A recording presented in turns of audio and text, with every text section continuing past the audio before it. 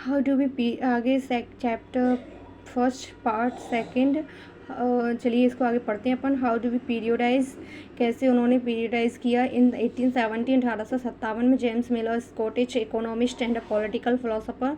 James मिल जो थे वो स्कॉटिश भी थे, इकोनॉमिस्ट मतलब अर्थशास्त्री भी थे, पॉलिटिक्स भी थे, राजनेता और फिलोसोफर भी थे। Published a massive 3 volume work, उन्होंने बड़े पैमाने पर 3 खंडों में काम पेश किया, पब्लिश किया। A story of British India in his the in this he divided Indian history into 3 periods. इस तरीके से उन्होंने जो इंडिया का जो हिस्ट्री थी उसको 3 पीरियड्स में बांट दिया, Hindu, Muslim and British. The periodisation came to be widely expected. Can you think of any problem with this way of looking at Indian history. क्या तुम इंडियन हिस्ट्री जो उन्होंने बांटी है इसमें तुम्हें कोई प्रॉब्लम दिखती है, कोई परेशानी दिखती है। Why do we try to divide history into different periods, हम हिस्ट्री को अलग अलग काल में बांटने की कोशिश क्यों करते हैं। We do so in attempt to capture the characterise of a time it certain feature as they appear to us. So the term through when we periodise that it is democrat the different between period become important. हम कोशिश क्यों करते हैं इसको अलग अलग हिस्सों में बांटने की, हम इसको अलग अलग टाइम में बांटने की कोशिश इसीलिए करते हैं क्योंकि ना इससे अपन को हर एक प्रत्येक के बारे में जो नॉर्मली जो जानकारी होती है वो अपन को सही से बिल्कुल सटीकता से मिल जाती है। इट्स सेंट्रल फीचर, इसका as they appear to us, इसके केंद्रीय जो भाव होते हैं वो हमें साफ साफ दिखाई देते हैं। So the term through the which we periodise, इसीलिए जो पीरियोडाइज का टर्म है दैट इज डेमोक्रेटिक, यह क्या है, विभाजक रेखा है। द डिफरेंट बिटवीन डेमोक्रेट यानी होता है विभाजक रेखा। द डिफरेंट बिटवीन पीरियड्स के बीच में डिफरेंट अलग अलग विभिन्नता क्या है, बिकम इम्पोर्टेंट, वो इम्पोर्टेंट हो जाती हैं, महत्वपूर्ण हो जाती हैं। दे reflect our idea about the past, ये पास्ट के बारे में हमारे आइडियाज हमारे विचारों को रिफ्लेक्ट करती हैं। They show how we the significance of the changes from one period to the next period, वो दिखाते हैं कि कैसे हमारे एक डेट से दूसरी डेट इम्पोर्टेंट हो जाती है। Mill thought that all Asian societies were at a lower level of civilisation than European. Mill जो था वो ये सोचते, मिल ये था, मिल जो थे ना जेम्स मिल, वो ये सोचते थे कि इंडियन एशियन की जो सोसाइटीज़ हैं वो सारी क्या हैं, अनसिविलाइज हैं या lower level of civilise than Europe के हिसाब से वो बहुत ही निम्न वर्ग के लोग हैं, अकॉर्डिंग निम्न सभ्यता के लोग हैं। अकॉर्डिंग टू हिज टेलिंग, उसके अनुसार of story, according to his telling of story, according to his telling of story, उसके अनुसार इतिहास में before the British came to India Hindu and Muslims dispute मतलब होता है डेस्पोट्स में होता है तानाशाही निरंकुश शासन, रूल्ड द कंट्री। उस जेम्स मिल के अनुसार कि जेम्स मिल क्या सोचता था, उसको लगता था कि उसके आने से पहले जो हिंदू मुस्लिम जो शासक थे वो बहुत ही निरंकुश थे। रिलीजियस इंटॉलरेंस मीन्स होता है असहनीयता, धार्मिक असहनीयता, कास्ट टैबूज थे एंड सुपरस्टिशियस अंधविश्वास प्रैक्टिस डोमिनेटेड मीन्स प्रभुत्व या शासन, social life. British rule Mill felt civilised Indian to, British Mill को क्या लगता था कि इंडिया सिविलाइज नहीं है और civilized to this it was necessary to introduce European manner art institution and laws in India। उसको क्या लगता था कि बहुत ही ज़रूरी है उन लोगों को जो यूरोपीय के जो मैनर्स हैं, इंस्टीट्यूशंस हैं, लॉ हैं, कानून वगैरह हैं, उन सबको बताना। Mill in fact suggest that the British should conquer all the territories in India to ensure the enlightenment and happiness of the Indian people, for India was not capable of progress without British help. उसको पता है क्या लगता था, उसको लगता था कि इंडियन जो हैं उनकी हेल्प के बिना बिल्कुल प्रोग्रेस कर ही नहीं सकते हैं। उसको लगता था कि जो ब्रिटिशर्स हैं उनको क्या कर लेना चाहिए, कॉन्कर ऑल द टेरिटरीज, सभी टेरिटरीज को जीत लेना चाहिए और उन लोगों को श्योर कर देना चाहिए कि अब उनकी ज़िंदगी में प्रकाश और खुशियाँ आएंगी। भारतीय जो लोग हैं उनकी में, और वो कैपेबल नहीं है किसी भी राज्य वगैरह को चलाने के लिए ब्रिटिश की हेल्प के बिना, अंग्रेज़ों की मदद के बिना। मतलब इनके पहले तो हमारा देश चलता ही नहीं था, है ना। सोने की चिड़िया और जो बाहर के लोग विश्व गुरु तो उसको वैसे ही कहा जाता था, पता नहीं कहाँ से आ गया है। In this idea of history history के इस विचार में British ruler represent all the forces of progress and civilisation. British जो रूलर थे वो सभी फोर्सेस प्रोग्रेस मतलब विकास और सभ्यता की सभी जो जितने भी फोर्सेस वगैरह हैं उनको क्या करने लगे, जो भी वो रूल वगैरह थे उनको रिप्रेजेंट करने लगे और फोर्सफुली उनको कंप्लीट करवाने लगे। The period before British rule was one of darkness. जो ब्रिटिश रूल का जो पीरियड था वो हमारे लिए अंधेरों में से एक था। Can such a conception be accepted today. क्या हम इस प्रकार की धारणा को आज एक्सेप्ट स्वीकार कर सकते हैं? In any case can we refer to any period of history as Hindu Muslim. क्या किसी भी केस में हिस्ट्री को हिंदू और मुस्लिम में बांटना चाहिए? क्यों भाई, बाकी के और राजा नहीं थे, उन्होंने रूल नहीं किया था? क्यों सिख मुस्लिम वगैरह सिख हैं, मराठा हैं, वो सब क्या राजा नहीं थे? मराठा अपने शिवाजी वो सब थे, वो क्या उन्होंने क्या रूल नहीं किया था? हैं, मतलब हिंदू मुस्लिम में बांट रहे हैं। Did not to a variety of faiths exist simultaneously in this period. Why should we characterise an age only through the religion of rulers of time. वो बोल रहा है इसमें कि ये क्या, ये मतलब जो आप ऐसे कर रहे हो, क्या ये सब सही रहेगा? जो आप बिल्कुल मतलब हिंदू और मुस्लिम को बांट रहे हो, हिंदू मुस्लिम में बांट रहे हो अपनी हिस्ट्री को, क्या वो सही है? Why should we characterise an age only through the religion. क्या हमें क्यों ज़रूरत है कि रूलर्स के टाइम को उनके धर्म से जोड़कर हम रिप्रेजेंट करें, कैरेक्टराइज करें? To do so is to suggest that the lifes and practice of their others do not really matter. क्या बाकी लोग जो हैं उनकी लाइफ और उनकी प्रैक्टिस कोई मैटर नहीं करती है? We should also remember that even rulers in ancient Indian do not all share the same faith. आपको ये बात भी याद होनी चाहिए कि जो इंडियन के जो रूलर थे, even rulers in ancient India, प्राचीन भारत में जो रूलर्स थे वो भी अपने जो यहाँ काम करने वाले अपने जो किंगडम था उनके सभी के साथ सेम फेथ इक्वल, मतलब सभी के साथ इक्वल बिहेव नहीं करते थे, सेम फेथ नहीं रखते थे। Moving away from British classification, historians have usually divided Indian history into ancient, medieval and modern। और जो ब्रिटिश का जो क्लासिफिकेशन था उससे हटते हुए हिस्टोरियंस ने क्या किया, अपने जो हिस्टोरियंस थे उन्होंने क्या किया, हिस्ट्री को एंशिएंट, मेडिवल और मॉडर्न, प्राचीन, मध्य और आधुनिक में बांट दिया। This division too has its problem. इस डिवीजन की भी कुछ प्रॉब्लम्स थी। It is a periodisation that is borrow from the west where the modern period were associated with the growth मतलब ये जो it is a periodization that is borrowed from the west। ये वो periodization था जो अपने waste से लिया था, पश्चिम से लिया था, पश्चिमी से। there the modern period was associated with the growth। वो लोग क्या करते थे, मॉडर्न पीरियड था उसको ग्रोथ से संबंधित बताते थे। Of all the forces of modernity, और मॉडर्निटी की जितनी भी फोर्सेस थी, साइंस है, रीजन, डेमोक्रेसी, लोकतंत्र है, लिबर्टी है, स्वतंत्रता, इक्वलिटी मतलब समानता है। Medieval was a term of to use to be describe a society where the features of modern society did not exist. और मेडिवल था उसमें वो क्या करते थे, जिसमें वो मॉडर्न जो फीचर्स थे वो एग्जिस्ट नहीं करते थे, उपस्थित नहीं थे। कैन वी अर्न क्रिटिकली तर्कहीन एक्सेप्टेड, अनक्रिटिकली यानी होता है तर्कहीन, accept this characterisation of modern period to describe the period of our society. क्या हम इस तर्कहीन कैरेक्टराइजेशन को modern period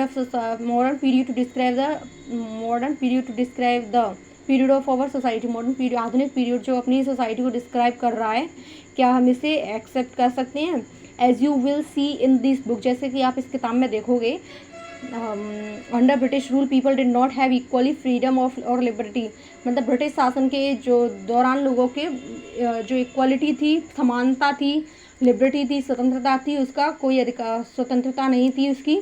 no was the period one of the economic growth और प्रोग्रेस। कोई भी पीरियड ऐसा नहीं था जिसकी इकोनॉमिक ग्रोथ, आर्थिक ग्रोथ हुई हो और प्रोग्रेस हुई हो। Many historians therefore refer to this period as colonial.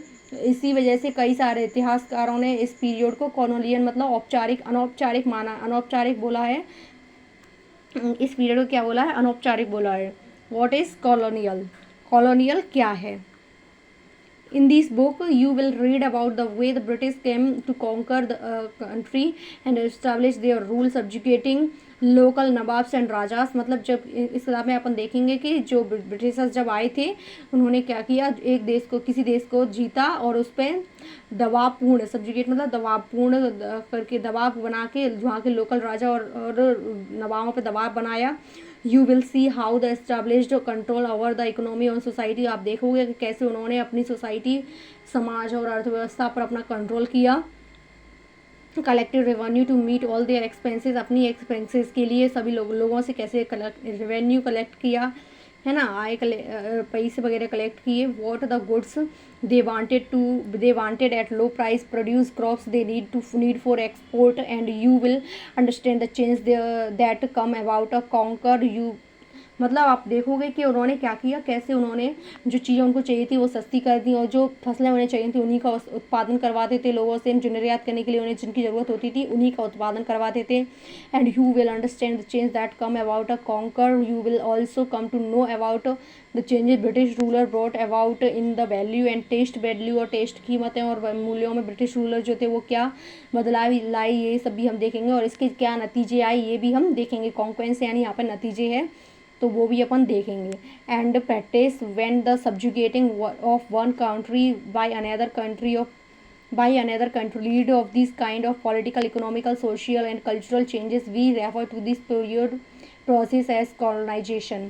जब कोई एक देश दूसरे देश को दूसरे देश को राजनीतिक, आर्थिक, सोशल, सामाजिक और सांस्कृतिक तौर पर दबाने की कोशिश करता है तब हम इसे किससे रेफ़र करते हैं, इस प्रोसेस को कॉलोनाइजेशन से, औपनिवेशीकरण से इसे रेफ़र करते हैं। You will however find that all classes and groups did not experience these changes in the same way, that is why the books is called our past in the plural.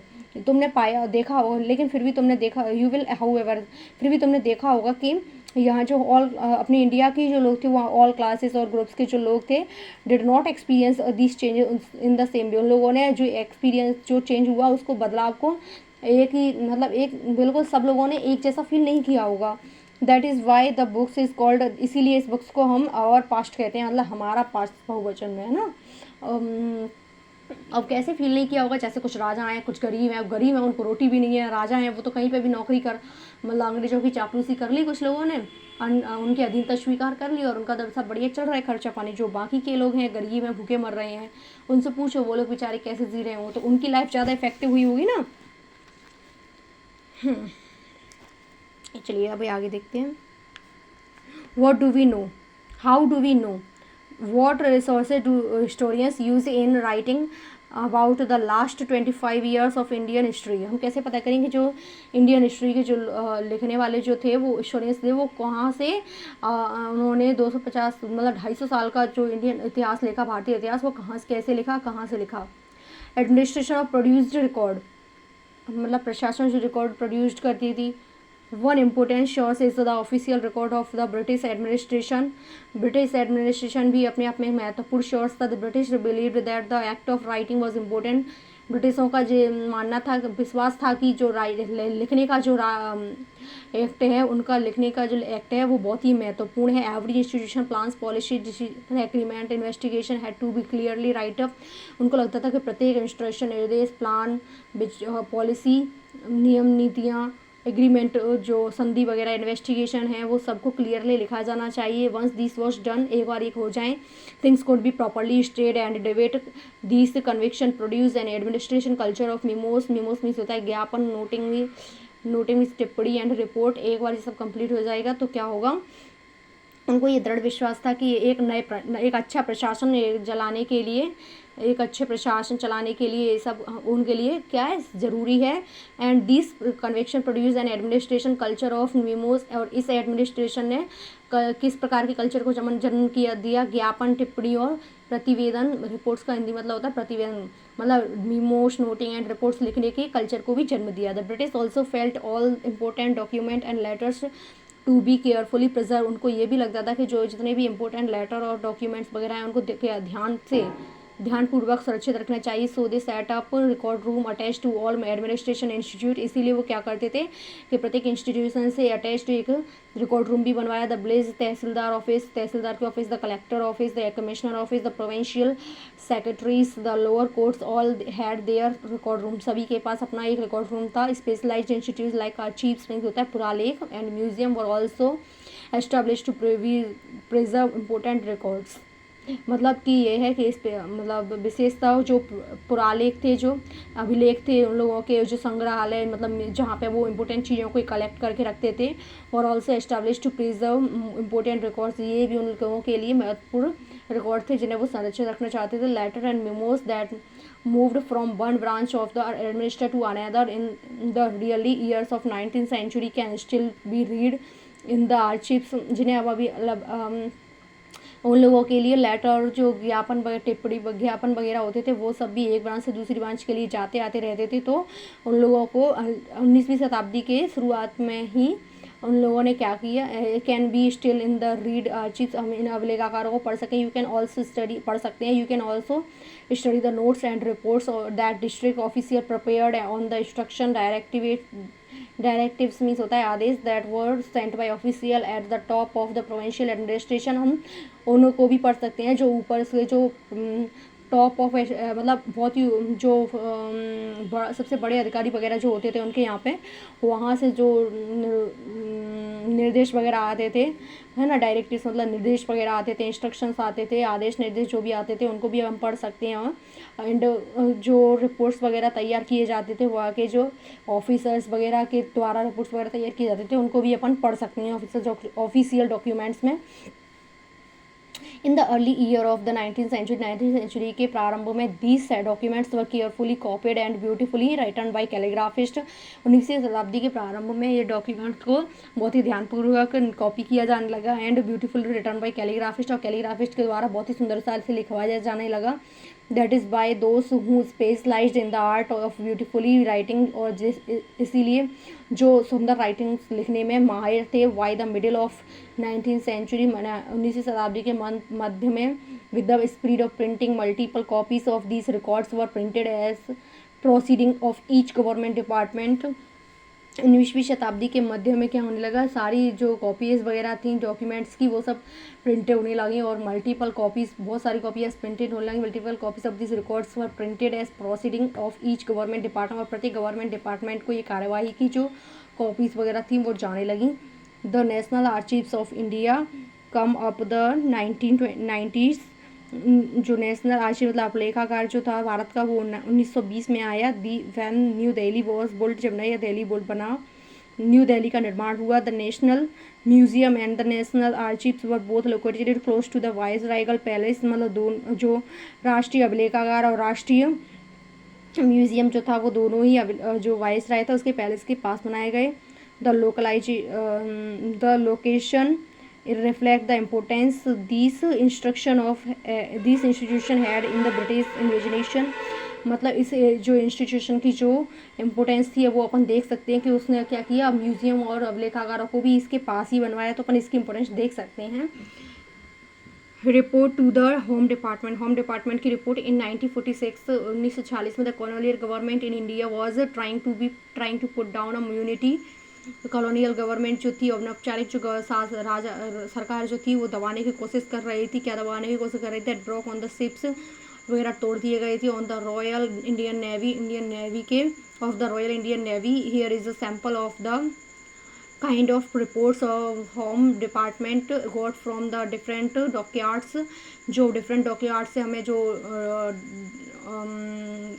Different dockyard से हमें जो documents वगैरह जो मिले हैं, reports वगैरह जो मिली हैं वो ये इनके कुछ सैम्पल्स हैं। Bombay agreement have been made for the army to take over ship and established royal navy are remaining outside the harbours, मतलब बॉम्बे से रिपोर्ट आई थी कि उन्होंने सारे अरेंजमेंट कर दिए हैं, जो आर्मी है उसे जहाज़ों पे तैनात कर दिया है ना, और प्रतिष्ठान एस्टेब्लिश्ड होता है प्रतिष्ठान, royal navy ships are remaining, जो बचे हैं उन्हें बंदरगाहों पर तैनात कर दिया गया है। कराची की 301 monitors 301 monitors are under arrest and a few more strongly suspected are to be arrested. All established are under military guard. मतलब वो बता रहे हैं कराची में क्या हुआ है, 301 जो विद्रोही थे उनको पकड़ लिया गया, अरेस्ट कर लिया गया, और जो बहुत ही ज़्यादा सस्पेक्ट थे, बहुत ही ज़्यादा संदेह योग्य थे, उनको भी गिरफ्तार कर लिया गया है. All establishment are under military control, सब कुछ मिलिट्री के कंट्रोल में है. Visakhapatnam, the personality completely, the position completely under control. Visakhapatnam से खबर आई है कि पोजीशन अभी प्रॉपरली कंट्रोल में है. No violence has observed, military guards have been placed on safe and establish. कोई भी वायलेंस नहीं हो सकता है. पुलिस गार्ड जो हैं वो मिलिट्री गार्ड्स जो हैं वो सबको जगह जहाज़ों पर तैनात कर दिया है और प्रतिष्ठानों में भी तैनात कर दिया है. फर्दर और no further trouble in expect, और आगे कोई भी ट्रबल की एक्सपेक्टेशन नहीं है, आशा नहीं है. Expect that a few man may refuse, कुछ लोगों को छोड़ के जो काम करने से मना कर रहे हैं. अब देखो ये रिपोर्ट है वो कहाँ की है. Director of intelligent headquarter Indian commanders, situation reporter number 7, file number 52144, home political government of India. 1946 की रिपोर्ट है ये. 46 लिखा है, देखो 5वें महीना 46 लिखा है. 1946 की ये रिपोर्ट है. ओके, इसके आगे अपन नेक्स्ट वीडियो में देखेंगे क्योंकि पार्ट बहुत बड़ा है तो लेंदी हो जाएगा. So take care, bye.